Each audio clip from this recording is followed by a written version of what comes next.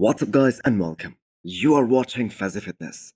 So let's start this video with 2023 Miss Olympia champion Derek Lunsford, who gave us all a sneak peek of his 3-week out physique update from this year's Arnold. And I have got to say, when Chris Cormier said that his obliques are gonna look a lot better compared to what they look like at this past Miss Olympia last year, he knew what he was talking about. Because Derek's abs, the serratus, that looks insane right here, which has never been his strong point.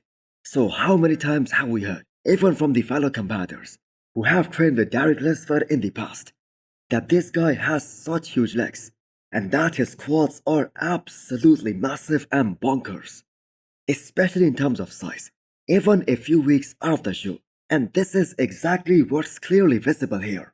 Not only are those quads looking huge, but they're looking super separated as well and very detailed. And if Derek somehow is able to maintain all that size, all that volume on his legs, all the way till it's showtime, all the way up on that stage, it is gonna be game on. Because he surely isn't messing around, even one bit.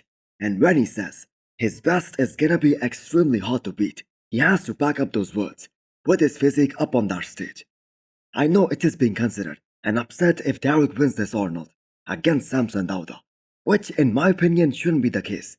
I mean, the man is a former Miss Olympia, who according to him just missed his peak at the Olympia last year, and that can happen literally to every bodybuilder out there. So I think one of the biggest mistakes that Derek made last year, and his learning from that, was that he got too ready too early, which isn't necessary at all. You have to be ready only on the day of the show. Now Derek was shredded even 6 weeks out of the Olympia last year, and what he displayed on the Olympia stage, that was an over-dieted physique. So the man is definitely coming in fuller and much more bigger for this upcoming Arnold. Guys, Mr. Olympia Signature Series is now live on hostel.com. Use the code FAZI10 to get 10% discount and click the arrow below to check out all the hostel products. Next up, we have an update from Muhammad Foda. So people over there in the Middle East, they call him the next big thing because they thought that this guy is gonna achieve some great things like Big Ramy did. And Foda has done a superb job as an IFB pro so far. He won his first pro show last year, and that was at Chicago Pro. And he also made his Olympia debut. And if his body was fresh at his Olympia debut, he would have placed higher than 14th. Or I'm gonna say, if he did not get ready so early in the season, he would have placed much better. And that was a big time miss by his coach Stefan. In fact, the only miss by Stefan in the men's open.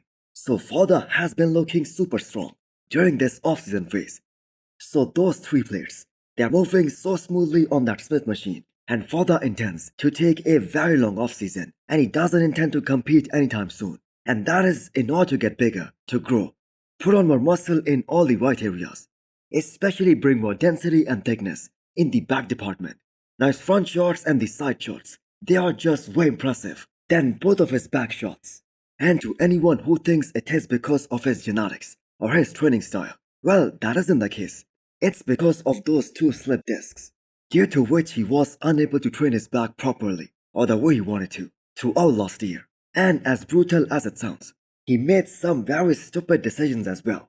I mean, if you're show ready, which Foda was, why would you even skip an opportunity to win $100,000 at Dubai Pro and do Chicago Pro instead? And the most surprising aspect is that both these shows, they were like 1 week apart, and he himself admitted that he looked at his all-time best at 5 weeks out of that show. So he was ready even 4 weeks before Dubai Pro. So let's just wait and see what kind of a package he brings this time around later this year.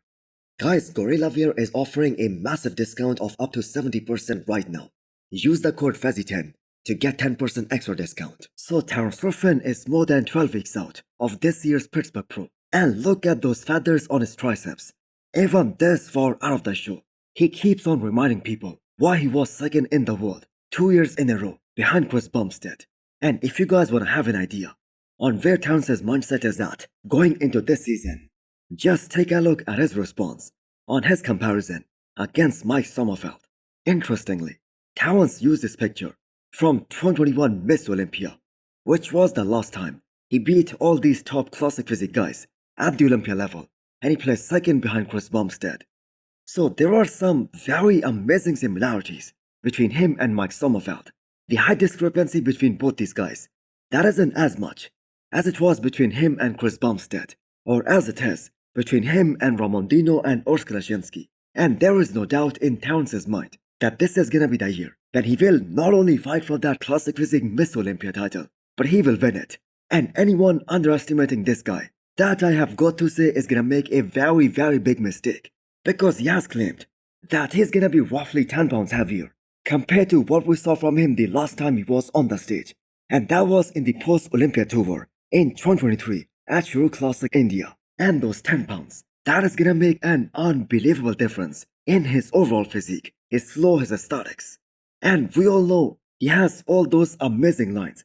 He's a master of posing and presentation and is working tirelessly to bring up his arms big time. Now he's the clear favorite to win this upcoming Pittsburgh Pro. But the ultimate goal, that is winning Classic Physique Miss Olympia in October. Next up, we have a 12.5 weeks out physique update from the mutant Nick Walker. So most of us are kinda curious, what's the deal with that hand? But since the man is in the gym, hitting a most muscular, we expect that things are totally fine. So that is a 300 pounds mass monster right there, who has least interest in being static, as he learned his lesson the hard way, that no matter what he does, his waist is always gonna be wider than all of these other top guys who are placing top 5 at the Olympia level. So why not stick to his strengths, which made him the mutant in the first place?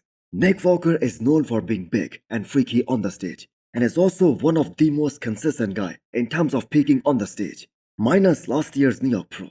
And you have all seen his confidence and the guts to call out the number 4 guy in the world, Martin, that he cannot even touch him at his all-time best. So this upcoming battle at this year's Pittsburgh Pro, that is gonna be the one to remember. And since Regan Grimes also mentioned Nick Walker's name, that there is no way Nick is gonna beat him, Nick should now 100% do this upcoming New York Pro, which is just 1 week after this year's Pittsburgh Pro, to show Regan Grimes that there are different levels in this game. And those guys in the first call out, they are just built different, and they are just a different breed altogether.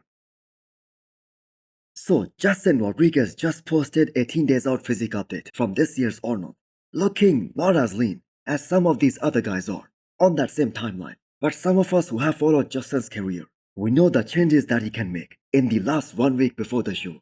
They are just magical. At least that was the case during his time working with AJ Sims. And he himself admits that his career's best, they were under the guidance of AJ Sims, and Justin parting ways with AJ.